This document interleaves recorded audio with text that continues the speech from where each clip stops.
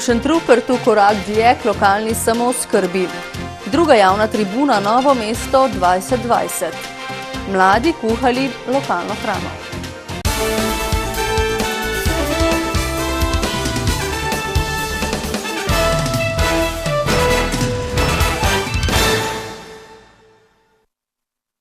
Dober večer. Potem, ko so lani padali poletni temperaturni rekordi, so včeraj ponekod zabeležili najvišje marčevske temperature. V Črnomlju se je namreč ogrelo na 27 stopinj, dosedanji rekord je znašal 26,2 stopinje. V Novem mestu pa so namerili 24,8, kar je 0,2 stopinji več, kot je veljalo do včeraj. V prihodnjih dneh bo sicer kakšno stopinjo manj, vendar pa naj vas spomnimo, da bo koledarska pomlad uradno nastopila šele čez 3 dni. Nadaljujemo pa v Šentrupertu. V Zavodu za prestajanje kazni zapora Dob so danes uradno odprli vrata kotlarne. Gre za enega največjih slovenskih energetskih projektov, ki predstavlja primer dobrega sodelovanja lokalne skupnosti in pravosodnega ministrstva. Sprva bodo ogrevali zapor, kasneje pa je v načrtu celotno daljinsko ogrevanje Šentruperta. S kotlovnico na lesno biomaso zagotavljajo lokalno surovino in obnovljiv vir energije za ogrevanje največjega zaporskega kompleksa v Sloveniji. Zmogljivost je 2,5 MW, to bom rekel, kadar govorimo o zimskih mesecih, drugače pa ravno zdaj v teh pomladnih mesecih se nekje v jutranjih urah nekje med 1,3 do 1,5 MW, potem pa to pojenja. Projekt, dokončan v 5 mesecih, je stal skoraj 1,5 milijona evrov, od tega je 700 tisočakov evropskih sredstev. V samih pogajanjih z zapori smo se tudi dogovorili, da bomo ustrezno zmanjšali stroške ogrevanja preko samega zamenjave energenta, pa zaposlili njihovega kotlarja. Današnjega odprtja kotlarne se je udeležil tudi pravosodni minister, ki je prepričan, da je projekt pomemben iz 3 razlogov. Prvič, ker kaže na primer dobre prakse v smislu sodelovanja med občino in državo. Drugič, ker je ekološko usmerjen projekt. Tretjič, ker ponuja možnosti zaposlitev ne samo zapornikom, ampak tudi lokalnemu prebivalstvu. Zamisel o izgradnji kotlovnice se je sicer porodila v želji, da bi v občini Šentrupert do leta 2020 postali energetsko samooskrbni. Projekt predstavlja prvo od 3 faz. Druga faza ima pravnomočno gradbeno dovoljenje, je že prijavljena na razpis, gre za kogeneracijo 250 kW moči proizvodne elektrike, s katero bomo ravno tako oskrbovali Dob in odpadno toploto uporabljali kot energijo za ogrevanje. Tretja faza pa je izgradnja steklenjakov za proizvodnjo paradižnika. Na leto naj bi ga proizvedli med 2500 in 3000 ton, to pa naj bi omogočilo približno 50 novih delovnih mest, še dodaja župan. Na drugi javni tribuni iniciative Novo mesto 2020 je med drugim tekla beseda tudi o težavah mladih v Novem mestu in javnem zdravstvu. Cilj tovrstnih tribun je postaviti izhodišča za strategijo občinskega razvoja v naslednjih letih. Mladi morajo najprej izraziti, kaj natanko si želijo in določiti prednostne projekte. Dejstvo je, da se mladi v lokalni skupnosti moramo malo bolj organizirati in aktivirati. Dejstvo je, da so zdaj trenutki, tudi mogoče s to inicijativo, ko se bomo pogovarjali o obdobjih, ko bom tudi jaz že ne več mlada. Torej, moramo stopiti skupaj in se odločiti.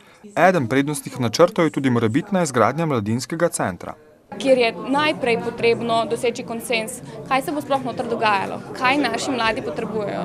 Mladi so zelo heterogena skupina, od 15-letnikov, ki so pravkar v srednjo šolo prišli, do mladih družin, ki so že blizu 30. Novomeški zdravstveni dom pa je med 5 največjimi v Sloveniji in najboljši po rezultatih. Jaz mislim, da močno da podporo in priznanje tudi strani ustanoviteljev oziroma ustanoviteljic. Mestna občina je največja ustanoviteljica, pa tudi ostalih 7 občin. Mislim, da je to za ljudi zelo pomembno, da ohranijo močno javno primarno zdravstvo.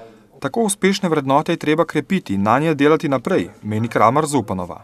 Da moramo biti Novomeščani zadovoljni, da imamo zdaj trenutno dobro organizirano primarno javno zdravstvo in da moramo se za to tudi boriti. Ni pa nič samo po sebi umevno in nič za skozi. Na javni tribuni so se dotaknili tudi vprašanja športa v Novem mestu, predvsem težav v infrastrukturi. Enotnega mnenja so bili, da je treba določiti projekte, ki so najbolj pomembni za občino. Prebivalci Dolenjega polja v občini Dolenjske Toplice že dlje časa opozarjajo na vožnjo nekaterih voznikov, ki s prekomerno hitrostjo ogrožajo njihovo varnost na javni poti od tamkajšnjega lesenega mostu do regionalne ceste Soteska Straža. Bojujo se namreč, da se bo zgodila kakšna huda nesreča, zato se zavzemajo za omejitev prometa. Sprašujejo se, ali so se pred letom in pol odločili pravilno, ko so stopili skupaj in o pomoči občine makadamsko pot preplastili z asfaltom. Mi smo že v samem začetku pri pripravi te akcije in ta dela za preplastitev ugotavljali, da se bo promet po tej cesti povečal. Ni pa noben mogel predvideti, da se bo v taki intenziteti, ko se trenutno tukaj dogaja, in pa tudi hitrosti so občutno večje, kot smo mi sami pričakovali. Čedalje več je namreč voznikov, ki po ozki poti drvijo z veliko večjo hitrostjo, kot je dovoljeno, torej 30 km/h, poudarja Bradač, ki ima tik ob cesti hišo in tudi delavnico, zato mora biti še posebej previden, da ga kdo ne zbije ali se zaleti van. Po njegovem mnenju tu ne gre več za javno pot. V bistvu pa ta pot po trenutnem prometu, ki se tukaj odvija, prehaja v lokalno cesto, kar pa ne more biti zaradi svoje ožine in pa zaradi nemogočenega srečevanja vozil na tem delu cestišča. Vsa vozila, ki se trenutno tukaj se srečujejo po privatnih površinah. Zato se je Bradač na občinski svet obrnil s pobudo, da se promet omeji zgolj na lastnike zemljišč. Vendar pa svetniki, tudi na podlagi podatkov merjenja hitrosti, ki jih je na zadnji seji predstavil vodja medobčinskega inšpektorata in redarstva Marjan Menger, njegove pobude niso podprli, saj so merjenja pokazala in so potrjevali, da promet ni tam tako gost in da dejansko uporabljajo v večinskem primeru cesto domačini. Ne glede na odločitev občinskega sveta si bo Bradač še naprej prizadeval za umiritev prometa na tej javni poti, ki je v zadnjem času zelo prometna. V enem dnevu je namreč naštel okoli 200 vozil, ko je bila pot še makadamska, pa je bilo prometa 10-krat manj. Skupina mladih izobražencev agronomske smeri je v Brežicah ustanovila društvo Regrad z namenom spodbujati ljudi k pridelavi lastne zelenjave. Občina podpira njihovo pobudo o mestnih vrtovih in bo zanje namenila dodatne površine, če bo le zanimanje najemnikov gredic. Gredice na občinski zemlji, kjer stanovalci blokov gojijo zelenjavo v Brežicah, niso novost, le da bo na pobudo društva Regrad zdaj občina uredila to področje, je na posvetu v Mladinskem centru povedala Patricija Čular. Društvo Regrad je med občankami in občani, med prebivalci mesta že izvedlo anketo, ki kaže nekako na 20% potencialnih novih uporabnikov vrtov. Mestni vrtovi niso le v funkciji hortikulture, ampak omogočajo tudi druženje ljudi, poudarjajo v društvu Regrad. Najbolj se gre za socialno vključenost ljudi, vemo, da je velika brezposelnost, ljudje se zadržujejo sami za sebe, verjetno jih je tudi na nek način sram tega, da nimajo denarja, da si ne morejo marsikatere dobrine privoščiti, v prvi vrsti tudi nezdrave hrane. Društvo bo prirejalo delavnice, kako na mestnih gredicah ali v loncih na balkonu vzgojiti zdravo zelenjavo in kakšen je pomen domačih semen v samooskrbni verigi. Zadnje dni je bilo po državi več travniških požarov, katerih posledica so bile tudi smrtne žrtve. Najpogosteje občani med čiščenjem travniških površin in požiganjem podrasti ter grmičevja pozabijo na veter. V nekaj primerih so ognjeni zublji zajeli tudi poslopja. Pravilo je, da ne smemo kuriti, kadar piha močnejši veter. Prav tako vemo, da ne smemo kuriti v bližini gozda in kurišč puščati brez nadzora. A očitno to še vedno počnemo, saj imajo gasilci precej dela. Novomeški poklicni gasilci največkrat posredujejo v romskih naseljih in na območju brežin, ki jih kmetje pospravljajo in kurijo. Predvsem je treba malo pogledati vreme, takrat, ko se gre kurt, da ni prevelikih vetrov, ker veter je tistega požarna hitro razplemeni. In pa ne okrevati z klicom na 112, takrat, ko požar uide izpod nadzora.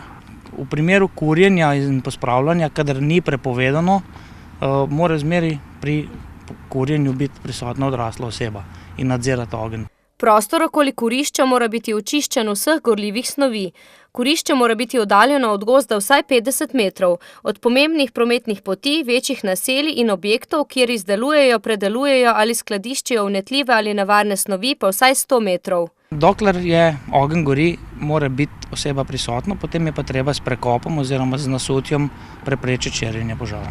Če bi se ljudje tega držali, bi imeli gasilci gotovo manj dela. Prostovoljstvo, solidarnost in medsebojna pomoč so vrednote, o katerih smo v zadnjih tednih veliko slišali, predvsem v luči nedavne naravne ujme. Eno od oblik pomoči pa predstavlja tudi krvodajalstvo. V tednu prostovoljstva v vseh zavarovalnicah skupine Sava Re, ne le v Sloveniji, pač pa tudi v drugih državah na Balkanu, potekajo najrazličnejše dejavnosti. Ena od stvari je krvodajalstvo. Druga stvar, ki je zelo pomembna, je dobrodelnost, torej pomagamo ljudem v domu starejših občanov, v organizacijah Rdečega križa pomagamo pakirati pakete. Letos bodo prvič v dobrodelni namen tudi tekli. Tek, s katerim želimo zbrati korake v dolžini od Zemlje do Lune. In če to dosežemo, pa verjamem, da bomo, ker so odzivi lepi, bomo pač namenili donacijo eni dobrodelni ustanovi. Približno tretjina prostovoljcev se je odločila za krvodajalstvo, česar so se razveselili tudi v novomeškem območnem združenju Rdečega križa in tamkajšnjem centru za transfuzijsko dejavnost, kjer so ponosni tudi na dejstvo, da vse skozi raste število tistih, ki prvič darujejo kri, hkrati pa ohranjajo število rednih krvodajalcev. Tudi v letošnjem letu, če primerjamo s tem obdobjem do sedaj v preteklem letu, nekako beležimo 3 do 4% porast števila krvodajalcev. Zato so tudi tovrstne krvodajalske akcije nekaterih organizacij in družb dobrodošel vzor vsem, ki se morda še odločajo o tovrstni obliki pomoči, dodaja Špec Potočarjeva. Zdaj pa v kuhinjo, da mladi dobro vihtijo kuhalnice in znajo skuhati okusno, tradicionalno in lokalno jed, dokazuje tekmovanje Kuhna pa to, ki se 3. leto odvija tudi v jugovzhodni Sloveniji. Namen je obujanje starih, avtohtonih jedi, saj je kulinarika pomemben del kulturne dediščine vsakega območja.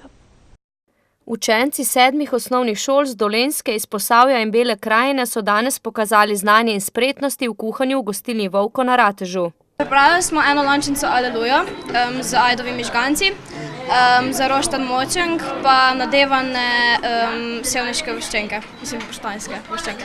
Danes smo pripravili čemaže valunice, narejene so iz čemaža in smetane pregrete, ajdov pečjak, to je iz ajdove moke, povrh je pa skuta pa pregreta smetana. Mladi so pripravljali jedi tako v šoli kot doma, recepte pa med drugim zbrali iz starih knjig. Važno je, da znajo osnovnošolci predstaviti jedi svojih prednikov iz svoje mikrolokacije in jih seveda primerno s pravim postopkom tukaj tudi narediti. Otroci na tekmovanju pripravljajo domače jedi iz lokalno pridelanih sestavin. Želimo spodbujati mlade, da se bodo odločali za kuharski poklic, ker se kuharjev primanjkuje. Morda se bo izmed mladih tekmovalcev vsaj kakšen odločil za ta poklic in v prihodnosti potrkal na njihova vrata, dodaja Vovko. Za konec pa še vest, da je umrl starosta dolenjskega novinarstva Novomeščan Tone Gošnik, novinar in dolgoletni urednik ter direktor Dolenjskega lista, v 90. letih pa tudi dnevni urednik informativnega programa Vašega kanala. Gošnik je bil od vseh začetkov zapisan Dolenjskemu listu. Uredništvo nad časopisom je prevzel leta 1951 in ga vodil do jeseni leta 1972, ko je bil Dolenjski list v velikem zagonu in je konec leta 1974 dosegel najvišjo tedensko naklado, več kot 33.000 izvodov. V njegovem obdobju je bil to največji pokrajinski časopis v nekdanji skupni državi. V 90. letih je poleg uredniškega dela v naši medijski hiši vodil tudi studijske oddaje, obenem pa je ustvarjalce in sodelavce Vašega kanala vse skozi spodbujal in opozarjal na uporabo lepe, klene slovenske besede, njegovemu zgledu pa sledimo še danes. Toliko smo pripravili za danes, hvala za vašo pozornost in nasvidenje spet jutri.